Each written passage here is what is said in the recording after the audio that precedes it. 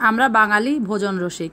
খাবার যদি একটু সুন্দর করে পরিবেশন করা হয় সেটা কিন্তু আমাদের খেতে আগ্রহ বেড়ে যায় অনেকটাই।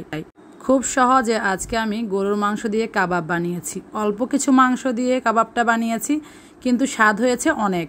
আসসালামু আলাইকুম। এই রোজার ইফতারে আমি চেষ্টা করছি আমার পরিবারের সদস্যদেরকে অল্পর মধ্যে হলেও সুস্বাদু খাবার বা ভালো খাবারগুলো খাওয়ানোর জন্য। হোক না আমার একটু কষ্ট, তাতে কি। আমি এখানে ছোলা বুটের ডাল ভিজিয়ে রেখেছিলাম ৩-৪ ঘন্টা আগে, প্রায় ১ কাপের চেয়ে একটু কম। আর মাংস রান্না করব, সেখান থেকে কয়েক টুকরা মাংস তুলে রেখেছিলাম।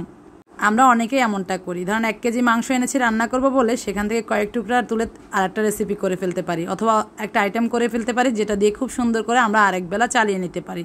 তো আমিও এখন এগুলো শিখে গিয়েছি আস্তে আস্তে, আর এগুলো মাঝে মধ্যে অ্যাপ্লাই করি। কিন্তু ডালে আমি হলুদ, মরিচ, জিরার গুঁড়া, ধনিয়ার গুঁড়া, অল্প গোটা গরম মশলা, 2টা তেজপাতা আর পরিমাণ মতো পানি দিয়ে সিদ্ধ বসিয়ে দিয়েছিলাম। স্বাদ মতো লবণও দিয়েছি, পরে লাগলে আবার লবণ দিতে পারবো। পানিটা এমন পর্যায়ে দিয়েছি যেন এগুলো সিদ্ধ হতে হতে একদম পানিটা শুকিয়ে যায়। ডালটা সিদ্ধ হয়ে যাওয়ার পরে আমি ঢাকনা তুলে পানিগুলো একদম শুকিয়ে রেখেছিলাম। এরপরে আমি এগুলো ঠান্ডা করে নিয়েছি। আমি যখন ফ্রি টাইম হয়েছে আমার, তখন আমি এগুলো ব্লেন্ড করে নিয়েছি। মানে রান্না করে রেখে দিয়েছি, অনেকটা কাজ সহজ হয়ে গিয়েছে, এখন শুধু বানানোর পালা। তো আমি ব্লেন্ডারের জায়গায় এগুলো ব্লেন্ড করে নিয়েছি। একটু শুকনো শুকনো হয়েছে, দেখতে পেয়েছেন আমি একদম শুকিয়ে ফেলেছিলাম। তারপর আমি এখানে কাঁচা পেঁয়াজ দিয়েছি 1 কাপের মতো, পুদিনা পাতা দিয়েছি, একটু ধনিয়া পাতা, কাঁচামরিচ কুচি, একটু গরম মশলা আর একটু ভাজা জিরার গুঁড়া দিয়েছি। আপনারা চাইলে কাবাব মশলা দিতে পারেন, আমার হাতের কাছে ছিল না কাবাব মশলা, তাই দিইনি। আমি যে গরম মশলাটা দিয়েছিলাম এখানে অনেক রকম মশলা আছে, তাই আলাদা করে আর কাবাব মশলার প্রয়োজনও হয়নি। এরপরে আমি এটা যেহেতু অনেকটা শুকনা শুকনা, তাই একটা ডিম দিয়ে নিয়েছি। ডিম দিয়ে খুব ভালো করে এটাকে হাত দিয়ে চটকে মাখিয়ে নিচ্ছি। স্বাদ মতো আরেকটু লবণ দিয়েছি, মনে হচ্ছিল লবণ একটু কম হবে। আপনারা চাইলে পেঁয়াজ, বেরেস্তা, শুকনা মরিচ এগুলো ব্যবহার করতে পারেন। আমার কাছে সব কিছু কাঁচা কাঁচা দিলে কাবাবটা বেশি ভালো লাগে, তাই আমি এটা দিয়েছি। মাঝে মধ্যে শুকনাটা দিয়েও করি।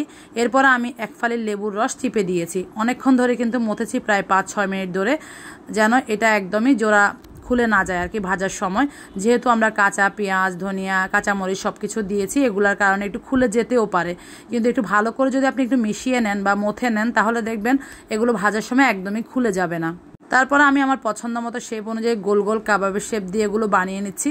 অল্প কয়েকটা মাংস দিয়েছি, আপনারা দেখতেই পেয়েছেন। এই 1 কাপের চেয়ে একটু কম হবে, বরং বেশি হবে না। আর কাবাবগুলো দেখেন আমি আমার পছন্দ মতো সাইজ করে বানিয়ে নিচ্ছি। 2-1টা ছোটো বড়ও হচ্ছে, সব যে একই সাইজ হতে হবে এমন কোনো কথা নেই। সবগুলো আমি বানিয়ে নিয়েছি, দেখতেই পেয়েছেন বেশ অনেকগুলো হয়েছে। অল্প কয় টুকরা মাংসে কতগুলো কাবাব হয়েছে দেখছেন। আর যেহেতু আমরা ছোলা বুটের ডাল দিয়েছি, এটার টেস্টটা কিন্তু অনেক ভালো আসে। এখন আমি এগুলো ফ্রিজে রেখে দিয়েছি ঠান্ডা হওয়ার জন্য, একটু সেট হয়ে যাবে। তারপর আমি এয়ারটাইট বক্সে রেখে দিয়েছিলাম। ইফতারের ঠিক আগে আগে বের করে নিয়ে আমি এখন গরম তেলে মিডিয়াম আঁচে এগুলো ভেজে নেব। প্রথমে আমি 4টা-5টা দিয়েছিলাম যদি খুলে যায় এটা চেক করার জন্য। যখন দেখলাম যে না খুলে যাচ্ছে না, তখন আমি আরও 2টা দিয়ে নিয়েছি। একদম এক পাশ হয়ে যাওয়ার পর আমি উল্টে দিচ্ছি।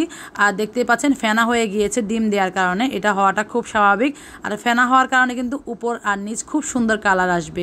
আর খুব বেশি উল্টিও করা লাগবে না, শুধু একবার উল্টে দিয়েছি আমি। এই যে কি সুন্দর কালার এসেছে, আমি নামিয়ে নিয়েছি। আজকের ইফতারের ফ্রাইড রাইসের সাথে এটা আমি পরিবেশন করেছি। সবাই খুব মজা করে খেয়েছে আলহামদুলিল্লাহ।